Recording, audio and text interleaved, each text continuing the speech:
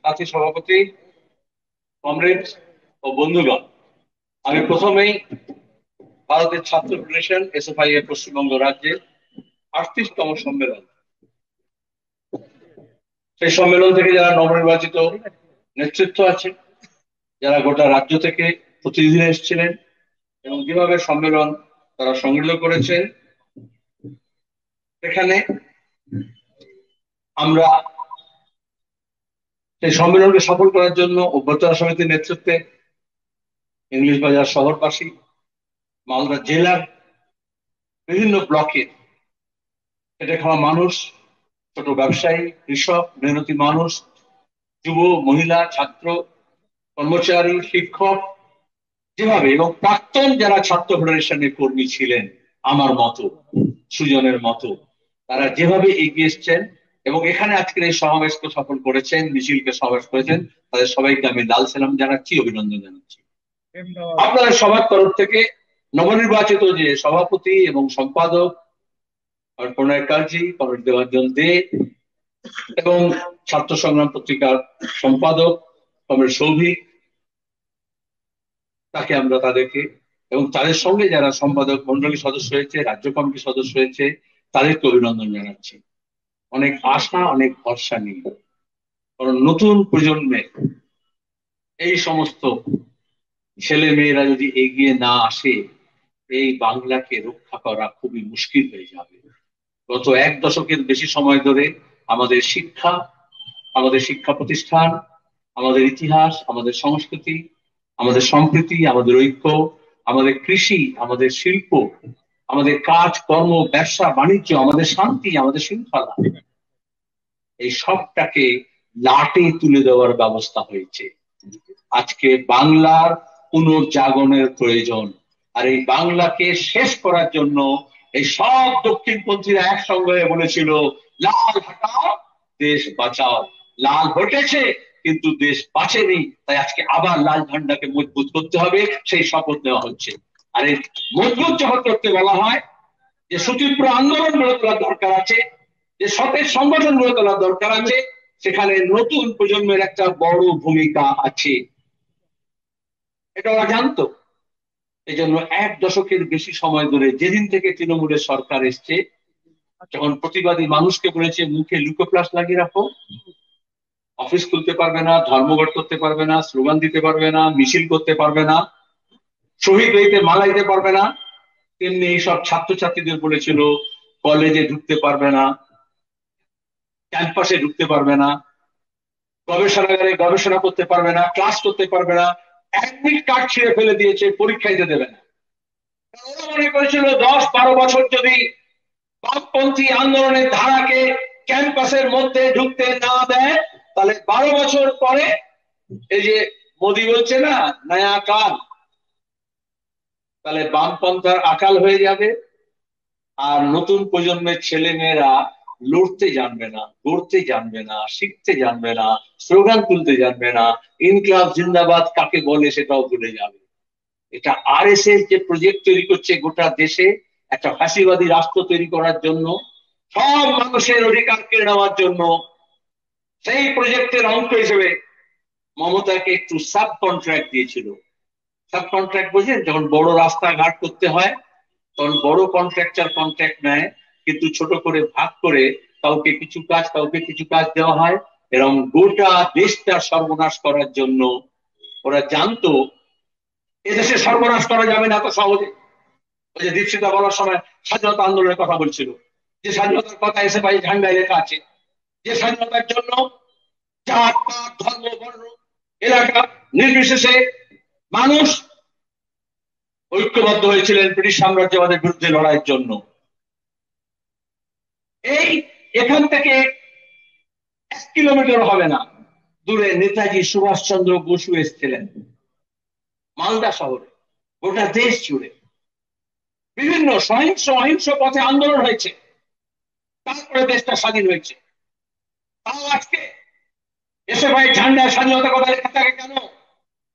যদি নাগরিক সতর্ক না থাকে, সজাগ না থাকে, যারা বন্দর বেচছে, বিমানবন্দর বেচছে, রেল বেচছে, রেল স্টেশন বেচছে, রেল লাইন বেচছে, নদী বেচছে, সমুদ্র বেচছে, উপকূল বেচছে, পোস্ট অফিস, ব্যাংক বেচছে, ইন্স্যুরেন্স বেচছে, তারা দেশটাকেও বেচে দেবে, দেশের স্বাধীনতাকেও বেচে দেবে।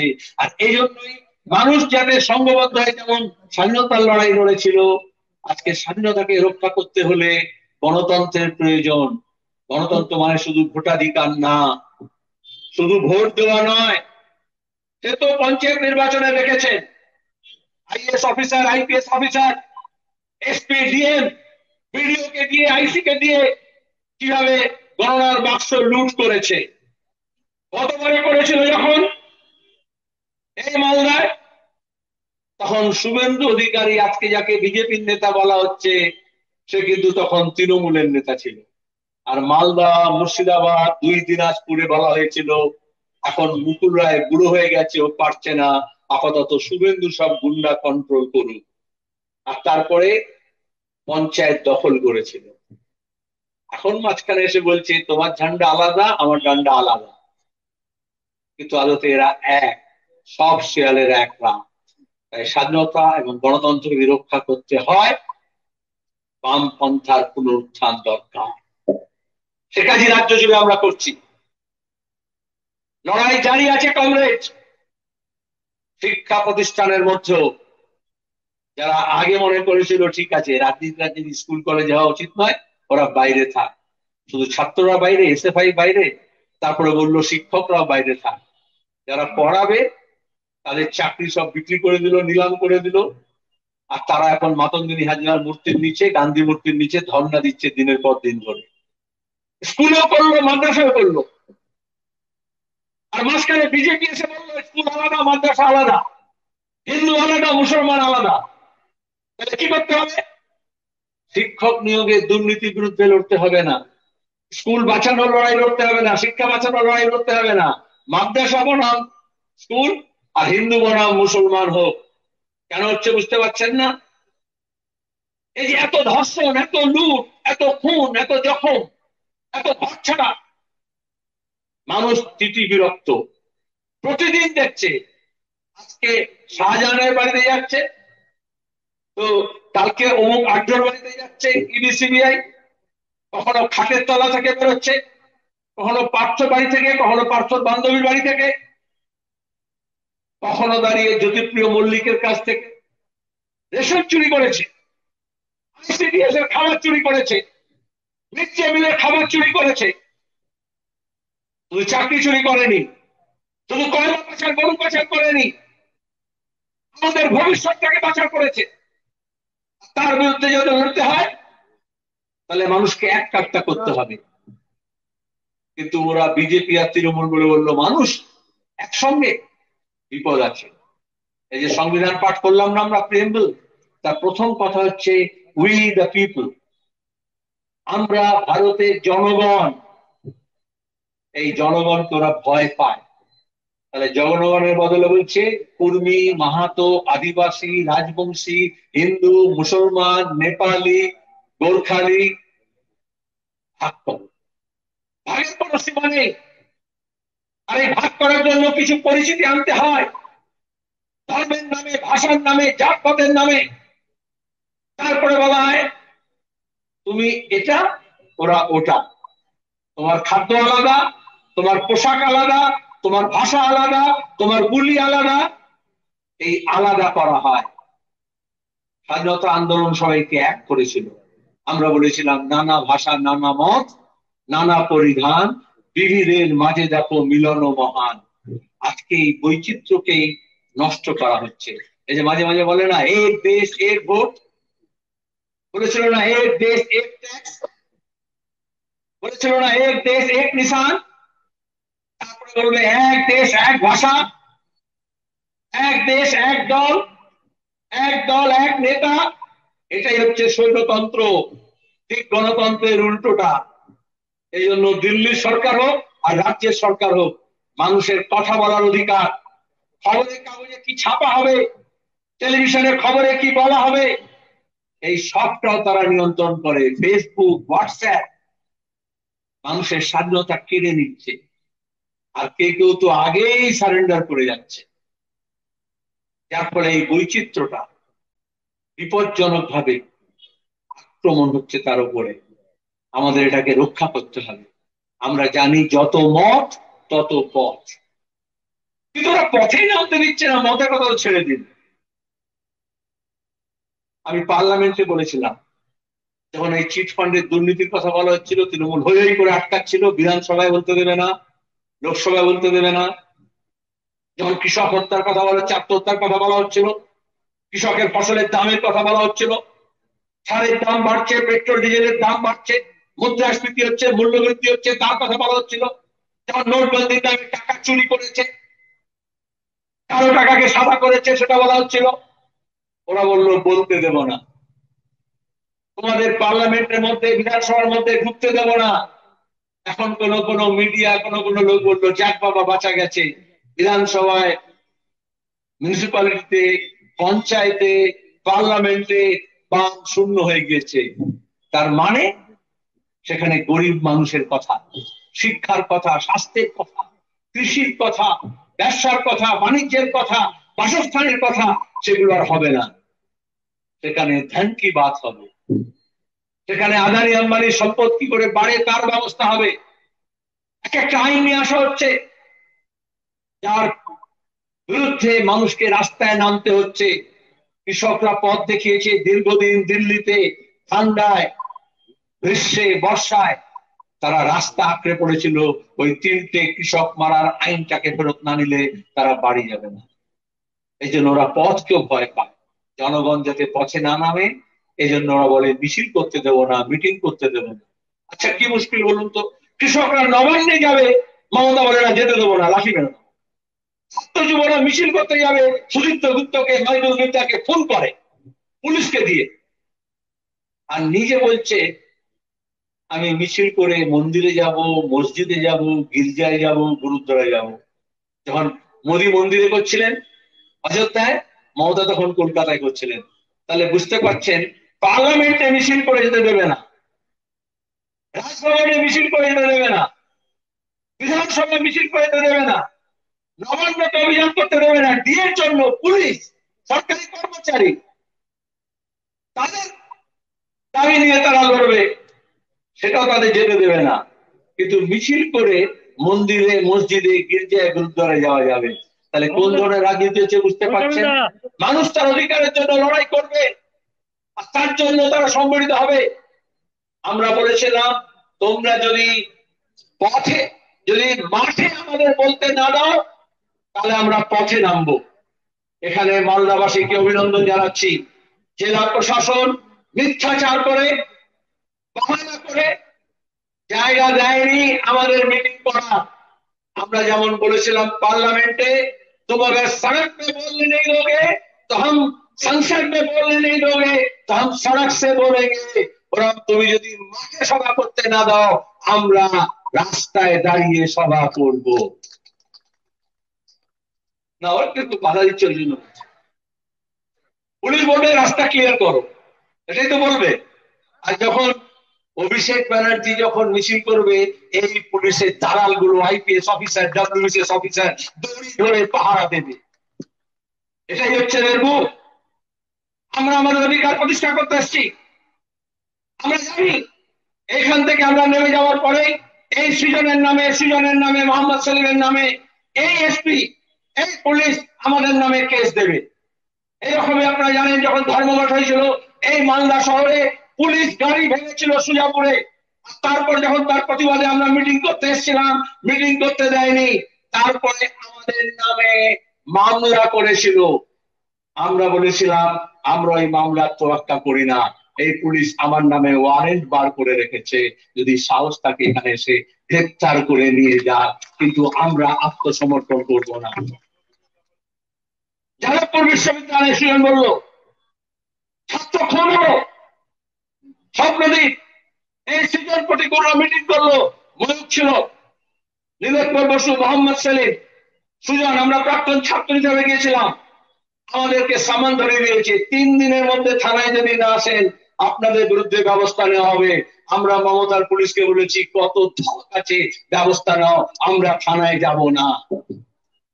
আরে ডিএমএসপি কেও বলে দিচ্ছি আমরা এখন রাস্তায় নেমেছি। এখনো ওই সার্কিট হাউসের মধ্যে, ডিএম অফিসের মধ্যে আমরা ঢুকিনি, আমাদের ঢুকতে বাধ্য করবেন না। এজন্য স্বাধীনতা লড়াই হয়েছিল। ইংরেজরা বলেছিল মিছিল করতে পারবে না, মিছিল করতে পারবে না, তাও করেছিল এবং স্বাধীনতা লড়াই করেছিল আমাদের পূর্বসূরীরা। এজন্যই জমি আন্দোলন হয়েছিল। যোদ্ধার জমিদার লেখেন আর পুলিশ বলেছিল জমিদারের জমি, লাল ঝান্ডা বলেছিল, কিষাণ সভা বলেছিল লাঙল যার জমি তার। তারপরে বামফ্রন্ট সরকার এসে আইন করে যোদ্ধার জমিদারের জমি কেড়ে ওই কৃষকদের হাতে, ভূমির কৃষকের হাতে দেওয়া হয়েছিল। ইতিহাস ভুলে যাবেন না। আর এই জন্য ওরা বামপন্থীদেরকে দুর্বল করতে চেয়েছিল। মমতা ব্যানার্জি কোন নোটিশ ছাড়া মিছিল করতে পারেন। আর এখানে যারা বলছে, কয়েকটা মিডিয়া বলে যে কেন আপনারা মিটিং করছেন, এটা আজকে নতুন না। 2011 সালে মমতা ব্যানার্জির সরকার হয়েছিল। আগস্ট মাসে বুদ্ধদেব ভট্টাচার্যের ছবি এখন দেওয়া হবে এখানে। হুগলিতে সমাবেশ ছিল বামফ্রন্টে, একই প্রশাসন, মমতা ব্যানার্জি পুলিশ মন্ত্রী। বুদ্ধদেব ভট্টাচার্য মিটিং করার জায়গা বাতিল করে দিয়েছিল 2011 আগস্টে, যে আইন শৃঙ্খলার অবনতি হবে, আপনাকে মিটিং করতে দেওয়া হবে না। আর সেই একই দিনে ইংলিশ বাজারে পুরসভা তৎকালীন মন্ত্রী, তৃণমূলের নেতা লাল কার্পেট বিছিয়ে দিয়ে আরএসএস এর সঞ্চালককে শিবির করে মিটিং করতে দিয়েছিল। এখানকার ডিএম এসপি তার সঙ্গে সামিল ছিল। তাহলে বোঝা যাচ্ছে না এখন বিজেপি কি করে বাড়লো। এখন মমতা ব্যানার্জি বলছেন সব ঘুম থেকে উঠেছেন, কুম্ভকর্ণে ঘুরেছেন সরকারি প্রশাসনকে ব্যবহার করে। তারা এখানে আরএসএস কে বাড়তে দিয়েছে। এই গত সপ্তাহ উত্তর দিনাজপুরের করণদিঘিতে স্কুলে এসএফআই কে স্কুলে ঢুকতে দেওয়া হচ্ছে না, আর আরএসএস এর ক্যাম্প করা হচ্ছে তৃণমূলের নেতৃত্বের উপস্থিতিতে। ওদের রাজনীতি পরিষ্কার। আজকে তো মমতা ব্যানার্জি হাটে হাড়ি ভেঙে দিয়েছেন। একটা পুরনো সিনেমা ছিল নাসিরুদ্দিন সাহেব, আলবার্ট পিন্টো কো গুস্সা কিউ আতা হ্যায়। এখন বলতে হয় মমতা ব্যানার্জি কো গুস্সা কিউ আতা হ্যায়। ঝুলি থেকে বেড়াল বেরিয়ে গেছে। নতুন কথা না আমাদের কাছে। বিহারের যে মুখ্যমন্ত্রী আছেন না, নীতিশ কুমার, উনি বলেছিলেন মমতা ব্যানার্জি সম্পর্কে, আমরা সাধারণত বলি না কিন্তু বলতে হবে, নীতিশ কুমার বলেছিলেন, হিন্দিতে বলেছিলেন, হিন্দি में बोला था बेपंथी औरत बेपेदी का लोटा। বেপেদি का लोटा শুনতে পারেন? লোটা হচ্ছে বদনা। মুসলমান ভাইরা ভালো বুঝবে। বদনা থাকে না, তাতে নিচে একটা বিড়ে লাগানো থাকে ইনবিল্ট। আর আমরা যে এই যে দই টই নিয়ে যাই হাড়ি মাটির, তাতে লাগানো থাকে না, ঘটিতে পেছনটা লাগানো থাকে না। ওটা আলাদা একটা বিড়ে বানাতে হয়, সেটা নিয়ে ঘোরাঘুরি করা হয়, সেটার উপরে বসাতে হয়। তো মমতা ব্যানার্জির জন্য আলাদা একটা বিড়ে লাগে, নালে ঢালকো বুবু ঢালকো জিদের শুরু ঢালকো, এদিকেও যেতে পারে ওদিকেও যেতে পারে। আজকে মমতা ব্যানার্জি ডুমুর জোড়ায় গিয়ে বলেছেন যে ভোটের পরে ঠিক করব কোন দিকে যাব। যারা কংগ্রেসের বন্ধুরা আছেন, যারা মনে করেন যাই হোক ওদেরও ঝান্ডা তিরঙ্গা আমাদেরও ঝান্ডা তিরঙ্গা, নামের সঙ্গে তৃণমূল কংগ্রেসের সঙ্গে হয়ে যাও, তৃণমূল সামনে স্টিকার লাগানো হলে কি হবে, কংগ্রেস তো লেখা আছে। এই মালদা শহরে বলছি, কংগ্রেস দল মনে করেছিল, অনেক কংগ্রেসের সমর্থক মনে করেছিলেন কংগ্রেস পুরনো হয়ে গিয়েছে, বুড়ো হয়ে গিয়েছে, দাঁত পড়ে গিয়েছে, নখ নেই, খামচাতে পারছে না, কামড়াতে পারছে না। তাহলে একটা পাওয়ার প্যাক নতুন তৃণমূল কংগ্রেস তৈরি হয়েছে, যে সিপিএম কে ছুড়ে ফেলে দেবে, সিপিএম কে নিকেশ করে দেবে। অনেক কংগ্রেস ওখানে গিয়ে সামিল হয়েছিল। 2011 সালে যদি কংগ্রেস নিজের মাথা না পেতে দিত, তাহলে মমতা ব্যানার্জি আর তৃণমূল কংগ্রেসের সাথী ছিল না রাইটার্স বিল্ডিং এর উচ্চতায় গিয়ে পৌঁছানো, কংগ্রেস দলের মাথায় পা রেখে তারপরে 11তে তিনি সরকারে গিয়েছেন। কিন্তু মমতা ব্যানার্জি রাজনীতির ইতিহাস হচ্ছে তিনি যার উপরে ভর করে উপরে ওঠেন সবচেয়ে প্রথম তাকে লাথি মারে, এবং কংগ্রেস দলও সে কথাটা ভুক্তভোগী, কয়েক মাসের মধ্যে এ কাজ করেছিলেন। যারা মনে করেছিল বামপন্থীদের শেষ করে দেবেন, মমতা ব্যানার্জি বামপন্থীদের শেষ করতে পারেননি। আজকে আমাদের এই মহতী সমাবেশ এই ছাত্র ফেডারেশন, যুব ফেডারেশন, এই যে ব্রিগেড প্যারেড গ্রাউন্ডে ইনসাফ সভা হলো, তাতে প্রমাণ হয়েছে আসলে মমতা ব্যানার্জি কংগ্রেসকে শেষ করেছে। বিজেপি আরএসএস বলে কংগ্রেস মুক্ত ভারত, মমতাকে সাব কন্ট্রাক্ট দিয়েছে মালদা মুর্শিদাবাদ দিনাজপুর মুক্ত, মালদা কংগ্রেস মুক্ত, মালদা মুর্শিদাবাদ দিনাজপুর করে দাও। ছোট বাচ্চাদের দেখবেন মায়েরা ওই বাচ্চা করে আইসক্রিম টাইসক্রিম খেতে চায় না আজকাল, প্র্যাকটিক্যাল আইসক্রিম নয়, কাপের, যে একটা আইসক্রিম কিনে দিন এবং চামচ দিয়ে খাবলে খাবলে খাবে, গায়ে পড়বে, মুখে লেবড়াবে, মা মারবে, জামা নষ্ট করছিস ধুতে হবে, কোনো দিকে ভ্রুক্ষেপ থাকবে না, সব আইসক্রিমটা শেষ করবে। মমতা ব্যানার্জি ওই রকম খাবলে খাবলে কংগ্রেসটাকে আইসক্রিমের মতো পুরো গলিয়ে গলিয়ে তুলে নিয়েছেন, আর নিজে কি দেখেছেন, ওটা আরএসএস এর প্রোগ্রামটাকে ইমপ্লিমেন্ট করেছেন। এখনো ওদের মধ্যে কেউ কেউ এরকম বাতিক আছে, তাদেরও বলবো লড়াইটা লড়তে হবে একসাথে, লড়াইটা লড়তে হবে দেশটাকে বাঁচাতে। আর তৃণমূল কংগ্রেসের পিছলাগু হয়ে দেশও বাঁচবে না, কংগ্রেসও বাঁচবে না। এজন্য আমাদের সোজা কথা, স্বাধীনতা এবং গণতন্ত্রকে রক্ষা করতে হয়। সমাজতন্ত্রের কথা আপনারা সংবিধানে লিখেছিলেন, আমরা তো বলছি স্বপ্ন আমাদের, স্বাধীনতার লড়াই আমাদের অতীত, এই রাজ্য এবং দেশে গণতন্ত্র বাঁচানো আমাদের বর্তমান। আর ভবিষ্যৎ হচ্ছে সমাজতন্ত্র, যেখানে জাত পাত ধর্ম বর্ণ লিঙ্গের নামে শোষণ হবে না, সবার সমান অধিকার থাকবে। যে ম্যানিফেস্টো, যে প্রিয়াম্বলের কথা বলা হলো, প্রস্তাবনার কথা বলা হলো, তাতে আমরা প্রতিশ্রুতিবদ্ধ। দেশের মানুষকে কথা বলা হয়েছিল, দেশ স্বাধীন মানে বলা হয়েছিল নজরুলের ভাষায়, ক্ষুধার্ত শিশু চায় না স্বরাজ, দুমুঠো ভাত একটু নুন। আজকে ক্ষুধার তালিকায় আমরা 121টা দেশের মধ্যে 111 নম্বরে পৌঁছেছি। আর ওদিকে বলছে বিশ্বগুরু হয়ে গেছি, এ বলছে বিশ্ব বাংলা হয়ে গেছে। ওর নামের আগে কি বিশ্ব লাগিয়ে দিলে হয়? কালকে একটা পাঠশালা সামনে দিয়ে আপনি লেগে দেন বিশ্ব পাঠশালা, ওটা কি আর বিশ্ববিদ্যালয় হয়ে যাবে? এটাই হচ্ছে চালাকি, এটাই হচ্ছে বিজ্ঞাপন। আজকে দাঁড়িয়ে আমাদের শিক্ষাকে বাঁচাতে হবে, আমাদের ছেলে মেয়েদের হাতের কাজ বাঁচাতে হবে।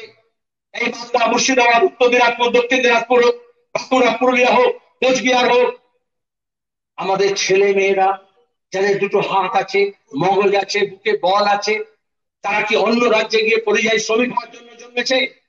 আমরা বামপন্থীরা চেয়েছিলাম এখানে শিক্ষার প্রসার হোক, যারা স্কুলের বাইরে আছে তাদের স্কুলে নিয়ে আসা হোক। ওরা স্কুল বন্ধ করে দিয়ে যারা স্কুল আছে তাদের বাইরে করে দিচ্ছে। আমরা বলেছিলাম কারিগরি শিক্ষা, দক্ষতা, তারপরে আমাদের সমস্ত শক্তি দিয়ে, আমাদের যৌবনের শক্তি দিয়ে আমরা এই বাংলাকে তিল তিল করে গড়তে চাই। আমাদের ছেলে মেয়েরা কাশ্মীরে গিয়ে এই পাহাড় থেকে ওই পাহাড়ে তার টানার জন্য জন্মায়নি। আমাদের ছেলেরা মিজোরামে গিয়ে রেল ব্রিজ তৈরি করার জন্য, আর তারপরে কফিন হয়ে ফেরত আসার জন্য নয়, সিকিমের বন্যার জলে ভেসে যাওয়ার জন্য নয়, কেরালায় গিয়ে টাওয়ারে উঠে টাওয়ার মেরামতি করার জন্য নয়, এই বাংলার সুউচ্চ মিনার গড়ার জন্য। আর তা যদি করতে হয় তাহলে এখানে কল কারখানা গড়ে তুলতে হবে, এখানকার কৃষিকে বাঁচাতে হবে।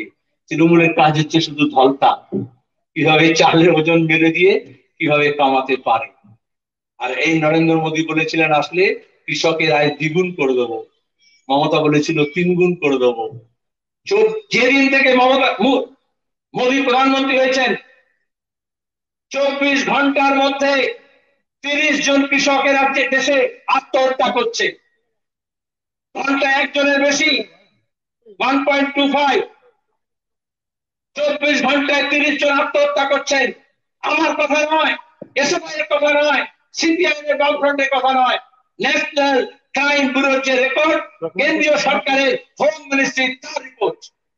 কিন্তু কৃষকের আত্মহত্যা নিয়ে পার্লামেন্টে অ্যাসেম্বলি দ্বারা আলোচনা হয় না, পরিযায়ী শ্রমিকদের বিপদ নিয়ে আলোচনা হয় না। একটা হাসপাতালে যাওয়ার জন্য আপনাকে সরকারি ব্যবস্থা ছেড়ে দিয়ে প্রাইভেট নার্সিং হোমে, প্রাইভেট ডাক্তারখানায় যেতে হয়। একটা স্কুলে পড়ানোর জন্য আগামীকাল আপনাকে, আপনার ছেলে মেয়েদের জন্য আপনাকে পকেট থেকে খরচা করতে হবে। সরকারি ব্যবস্থাপনায় যে শিক্ষা আছে সেটাকে কেন্দ্র এবং রাজ্য সরকার ধ্বংস করে দিচ্ছে। কথা অনেক ছিল, দীর্ঘক্ষণ আপনারা শুনেছেন। মানুষের কিছু অসুবিধা হয়েছে, যান সংকট হয়েছে, পুলিশের অপদার্থতার জন্য, সরকারের অপদার্থতার জন্য এই রাস্তায় যারা যাতায়াত করতেন, আমরা রাস্তা বন্ধ করতে চাইনি, আমরা রাস্তা মেরামত করতে চেয়েছি, আমরা দেশটাকে মেরামত করতে চেয়েছি। কিন্তু যখন দেশটা মেরামত করে, জানেন, যখন রাস্তা মেরামত করে তখন লাগিয়ে দেয় না, ওয়ার্ক ইন প্রগ্রেস বলে দাঁড়িয়ে সাইনবোর্ড লাগিয়ে দেয়, তারপরে কিছুক্ষণের জন্য রাস্তা বন্ধ করে যাতে বড় রাস্তা হয়। আজকে দেশের রাস্তা উদ্ধার করার জন্য আমাদের কিছুক্ষণ রাস্তাটা বন্ধ করতে হলো, কারণ এই ছাত্ররা কিন্তু যে কাজ করছে, তারা ভবিষ্যতের ভারত নির্মাণ করার জন্য, ভবিষ্যতের বাংলা নির্মাণ করার জন্য। যাদের অসুবিধা হলো ক্ষমা চেয়ে নিচ্ছি, আর পুলিশকে বলছি কটা ধারা আছে সব কটা ধারা নিয়ে আমাদের বিরুদ্ধে কেস করে দিন, কিন্তু কেউ পার পাবে না। ভোট চুরি করার পরে, গণনা চুরি করার পরে এই হাইকোর্টে গিয়ে পুলিশ অফিসারদেরকেও কানমলা খেতে হয়েছে। এরপরে বেশি বাড়াবাড়ি যদি করেন, সামনের ভোট আসছে, যদি বেশি দালালি করেন, তাহলে কিন্তু নাকখত দিতে হবে মানুষের সামনে, এই রাস্তার উপরে। এই শপথ আমরা নিচ্ছি। এ কথা বলে আপনাদের সবাইকে অভিনন্দন, ধন্যবাদ, নমস্কার জানিয়ে শেষ করছি।